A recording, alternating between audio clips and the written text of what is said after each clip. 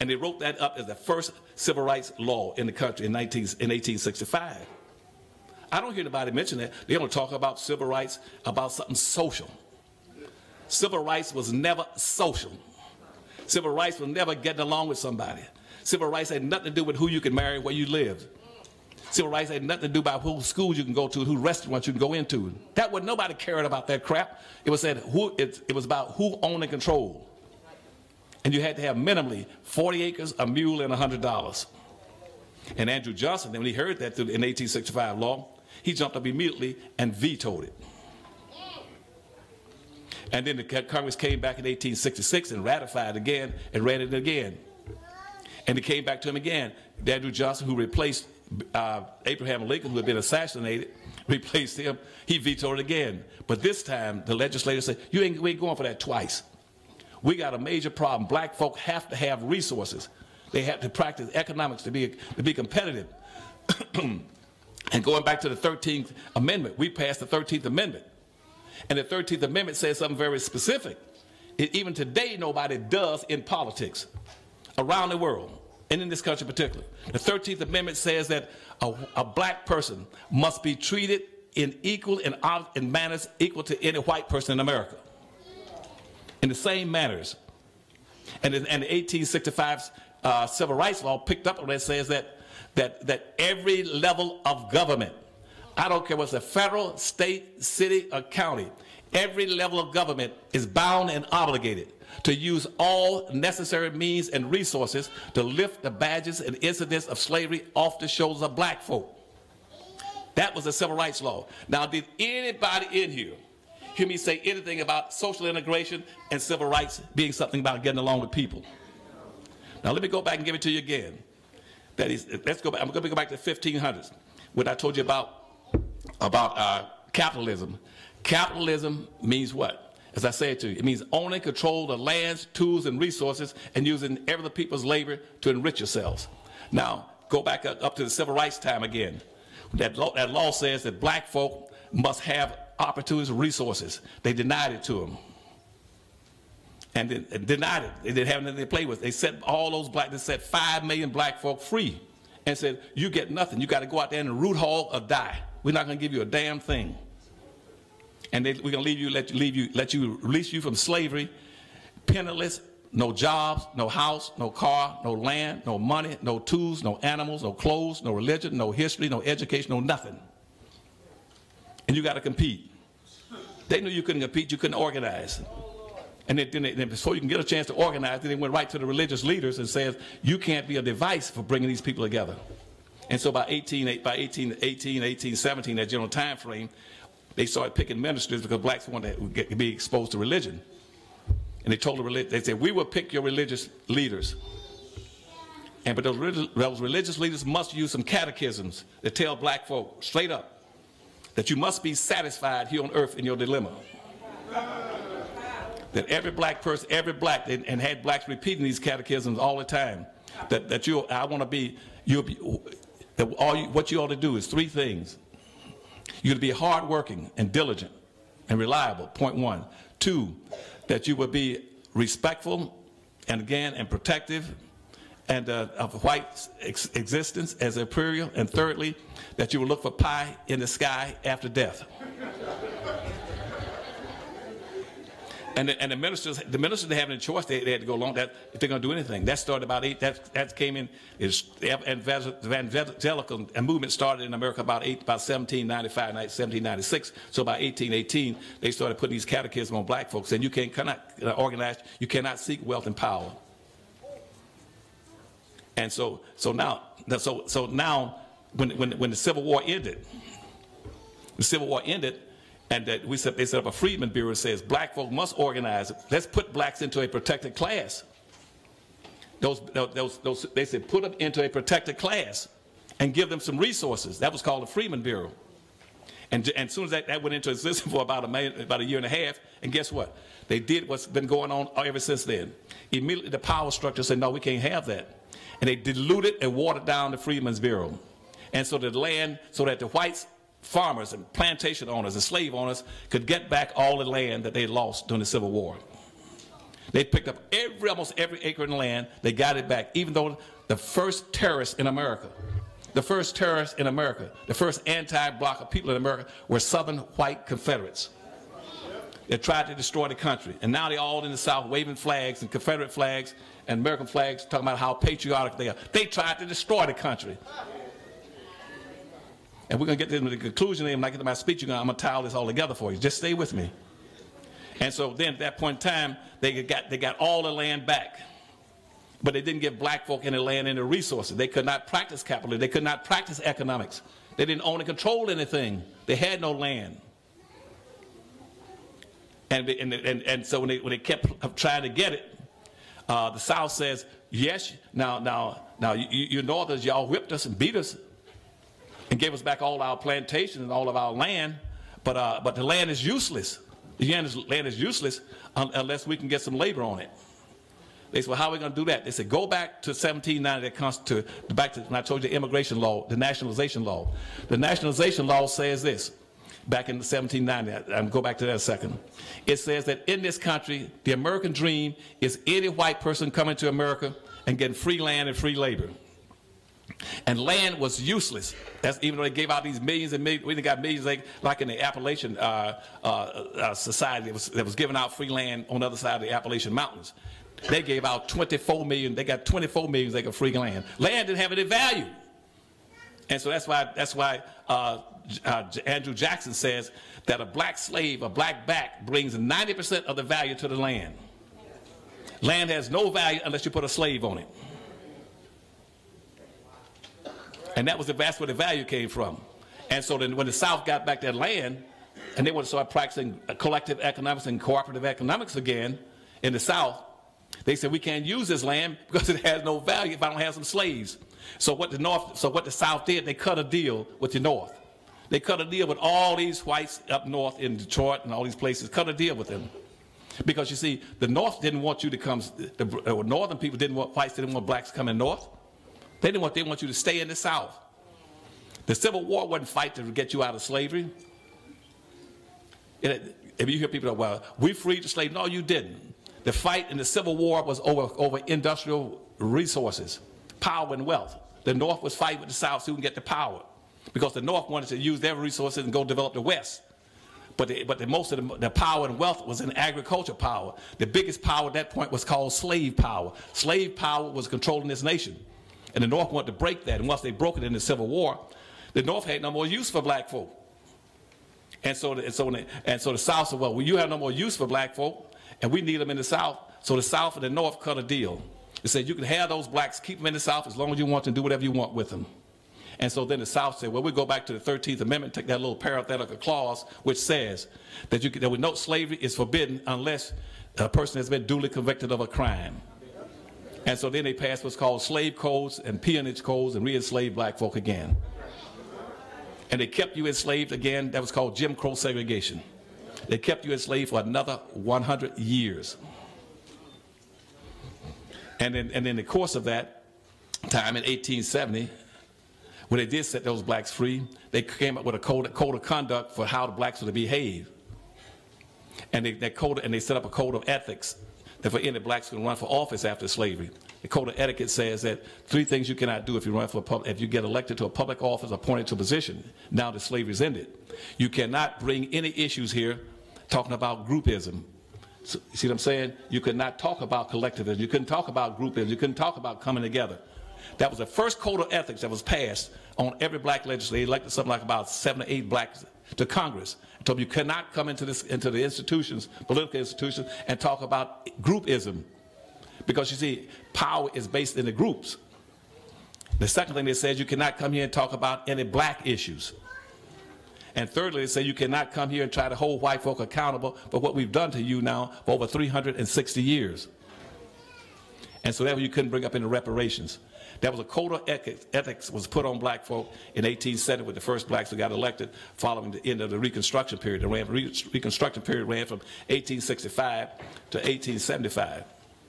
And in the course of that, the radical Republicans passed about 7 civil rights laws.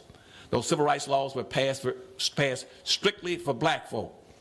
So I want y'all to get this in your head. Quit going around talking about all these fabricated minorities. We got to look out for poor people, gays, midgets, transsexuals, homosexuals, short people, tall people, people with hemorrhoids, peg leg, blind, one-eyed people.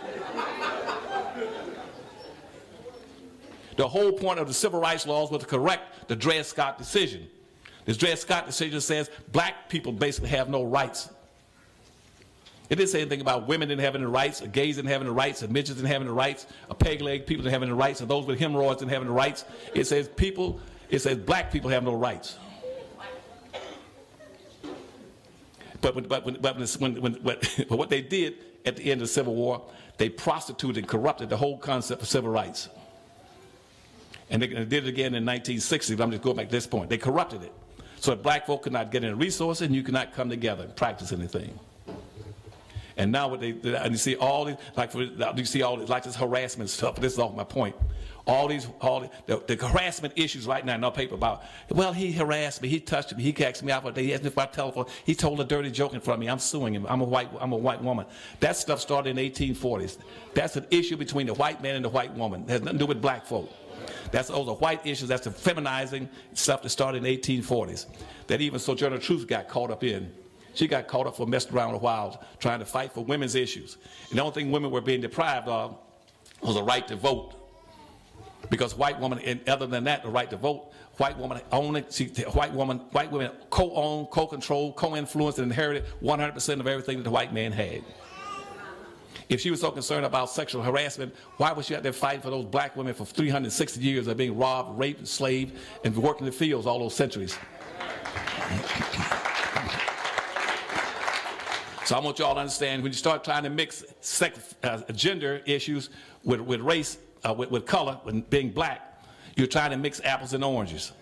Sometimes it might be a difficult, a little inconvenient sometimes to be a woman, but it's cancerous being black. So watch those differences, okay?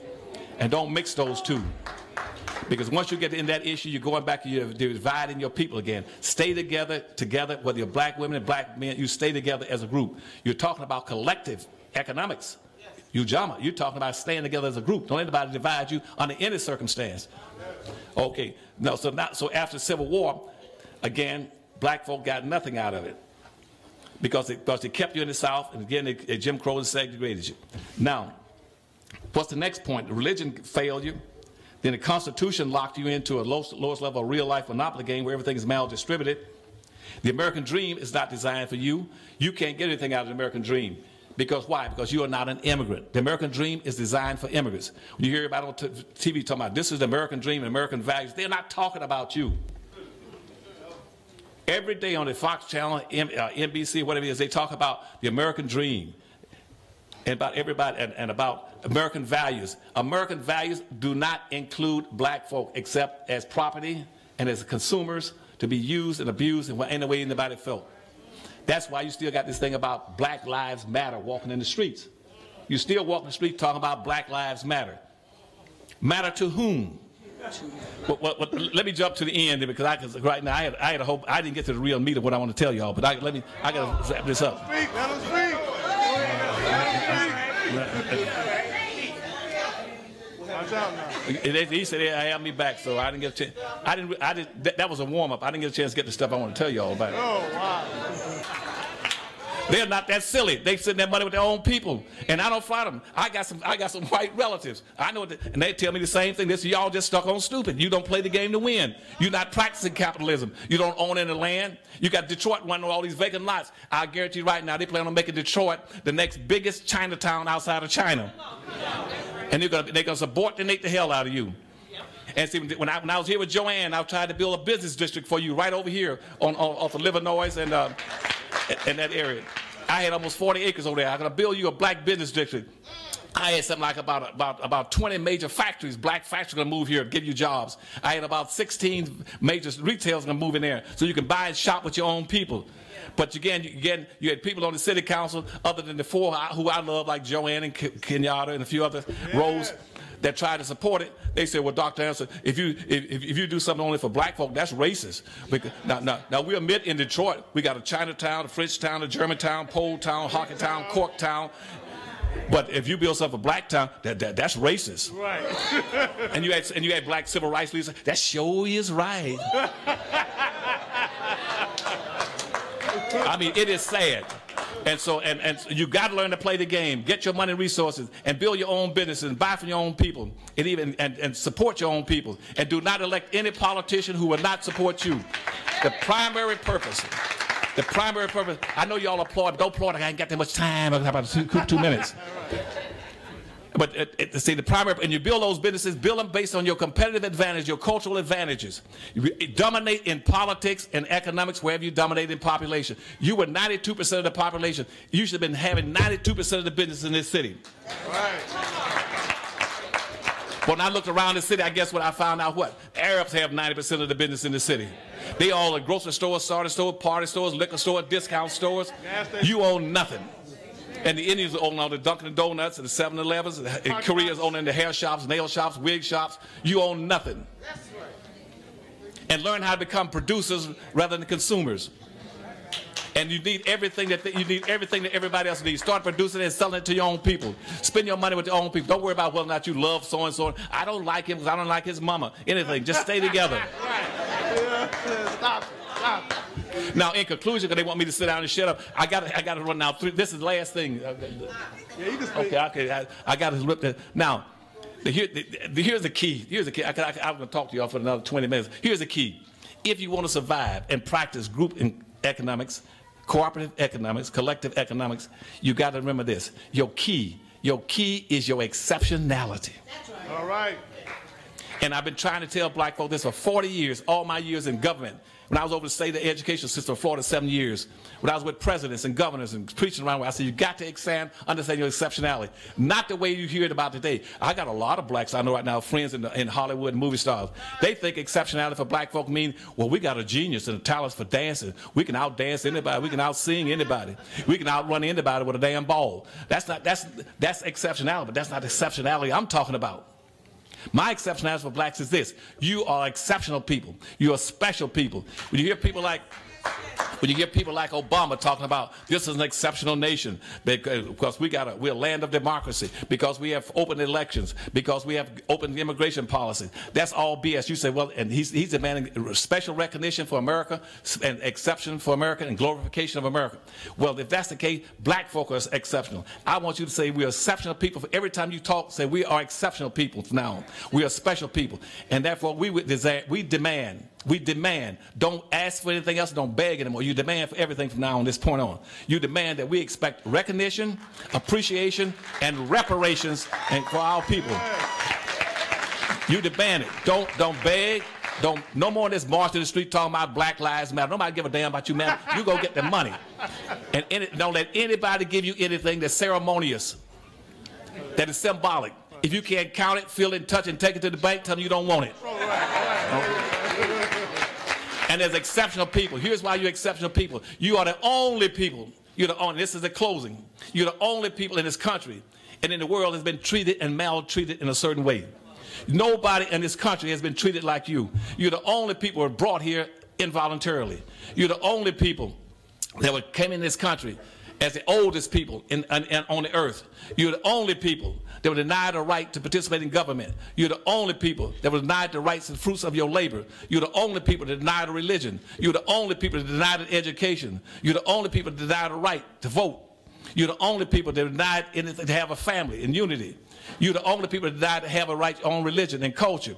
And same token that since 99% of all black people in America were here and the direct descendants of slaves, you're the oldest people in America. Nobody else can outclaim you as being the oldest people in America. And more importantly, you are the most patriotic people in America. You're the only people. You're the only people in this nation. I don't care talking about all the Europeans or Asians or Arabs or Mexicans, Hispanics or Indians, anybody else. You're the only people that's fought in every war with this country. Nobody else can make that claim but you.